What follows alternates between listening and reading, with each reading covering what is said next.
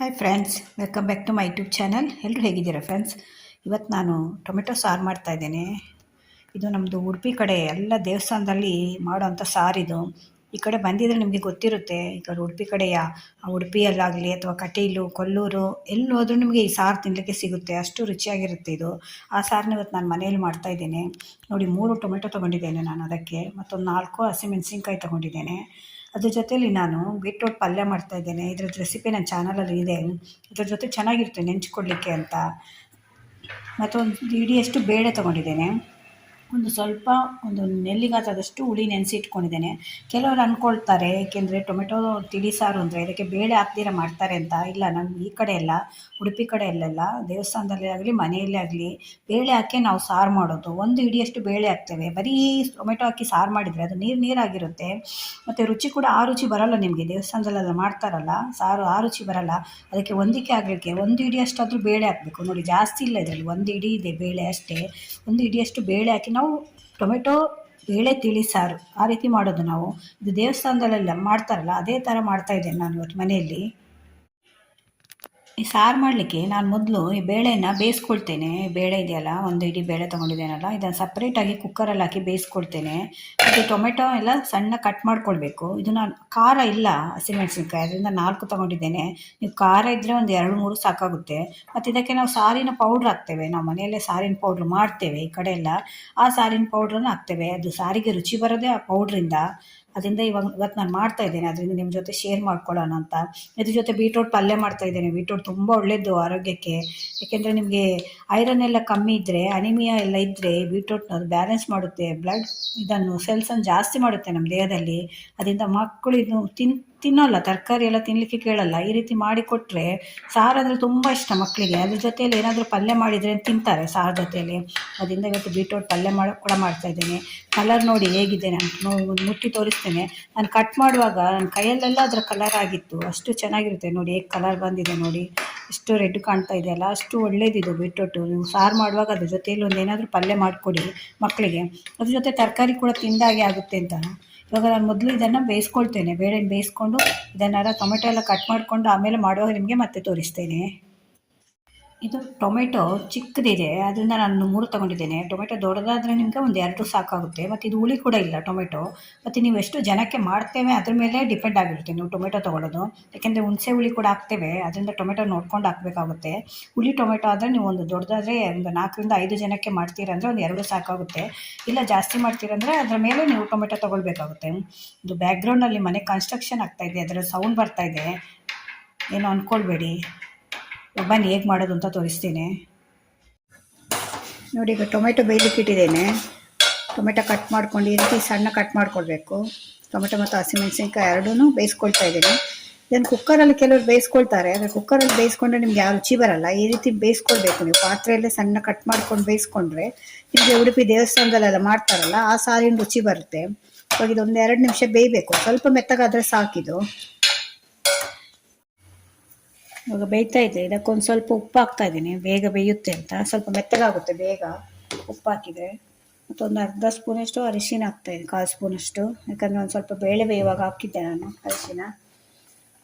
ಒಂದು ಇದಷ್ಟು ಕರಿಬೇವು ಹಾಕ್ತಾಯಿದ್ದೀನಿ. ಎಷ್ಟು ಫ್ರೆಶ್ ಇದೆ ನೋಡಿ. ಇದು ನಮ್ಮ ಮನೆಯಲ್ಲೇ ಬೆಳೆದಂಥ ಕರಿಬೇವು ಇದು. ಇದನ್ನು ಹಾಕ್ತಾಯಿದ್ದೀನಿ. ಒಳ್ಳೆ ಪರಿಮಳ ಇರುತ್ತೆ ಇದು. ಚೆನ್ನಾಗಿ ಮಿಕ್ಸ್ ಮಾಡ್ಕೊಳ್ಳಿ. ಇದೊಂದು ಸ್ವಲ್ಪ ಇನ್ನೂ ಸ್ವಲ್ಪ ಬೇಯಬೇಕು. ಇದೊಂದು ಸ್ವಲ್ಪ ಬೆಂದ ಮೇಲೆ ನಾವು ಹುಳಿ ರಸ ಹಾಕ್ಬೇಕು ಇದಕ್ಕೆ. ಇವಾಗ ನೋಡಿ ಟೊಮೆಟೊ ಬೆಂದಿದೆ. ಇವಾಗ ಹುಳಿ ರಸ ತೆಗೆದು ಇಟ್ಕೊಂಡಿದ್ದೆ ಅಲ್ಲ ನಾನು, ಅದನ್ನು ಹಾಕ್ತಾಯಿದ್ದೇನೆ.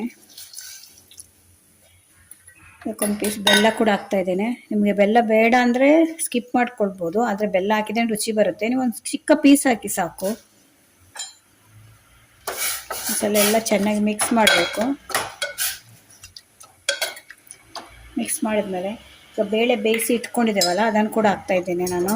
ಇದು ಅರಿಶಿನ ಹಾಕಿದ್ದೆ, ಅದರಿಂದ ಈ ಕಲರ್ ಬಂದಿದೆ. ಬೇಯುವಾಗ ಅರಿಶಿನ ಹಾಕಿದ್ದೆ, ಅದನ್ನು ಕೂಡ ಹಾಕ್ತಾಯಿದ್ದೇನೆ. ಇವಾಗ ಹಾಕಿದ ಮೇಲೆ ನೀವು ನೀರು ನೋಡ್ಕೊಳ್ಬೇಕು. ನಿಮ್ಗೆ ಎಷ್ಟು ನೀರು ಬೇಕು ಸಾರು ಅಷ್ಟು ನೀರು ಮಾಡ್ಕೊಳ್ಳಿ. ಈ ಸಾರು ನಾನು ಒಂದು 4-5 ಜನದಷ್ಟು ಮಾಡ್ತಾಯಿದ್ದೇನೆ. ಅದರಿಂದ ನೀರು ನೋಡ್ಕೊಳ್ಬೇಕಾಗುತ್ತೆ ನೀವು. ನೋಡಿ ಹೇಗೆ ಕಾಣ್ತಾ ಇದೆ ಅಂತ. ಇವಾಗ ಇದಕ್ಕಿನ್ನೂ ಸಾರಿನ ಪೌಡ್ರ್ ಹಾಕಲಿಲ್ಲ ನಾವು. ಅದು ಹಾಕಿದ ಮೇಲೆ ಫುಲ್ ಕಲರ್ ಚೇಂಜ್ ಆಗಿ ತುಂಬ ಚೆನ್ನಾಗಿ ಕಾಣುತ್ತೆ. ಅದು ರುಚಿ ಕೂಡ ಅಷ್ಟೇ ಚೆನ್ನಾಗಿರುತ್ತೆ.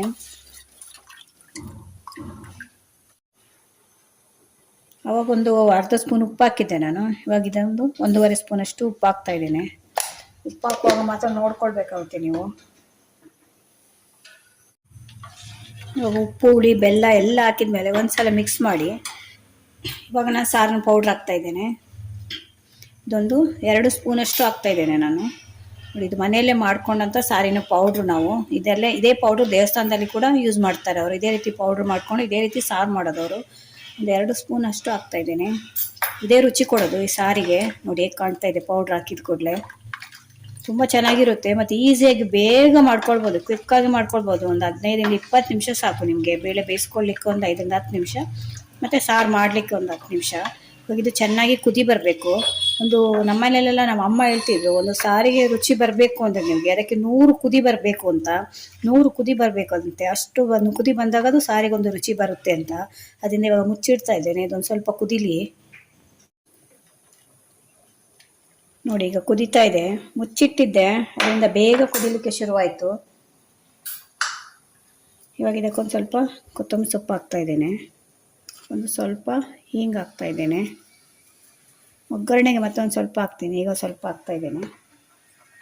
ಮತ್ತು ಹಿಂಗು ಮತ್ತು ಕೊತ್ತಂಬರಿ ಸೊಪ್ಪು ಹಾಕಿದ ಮೇಲೆ ಜಾಸ್ತಿ ಕುದಿ ಬರಬಾರ್ದು. ಈಗ ಆಲ್ರೆಡಿ ನಾನು ಕುದಿಸಿದ್ದೇನೆ, ಒಂದು 5 ನಿಮಿಷದವರೆಗೂ ಕುದಿ ಬಂದಿದೆ ಅದು.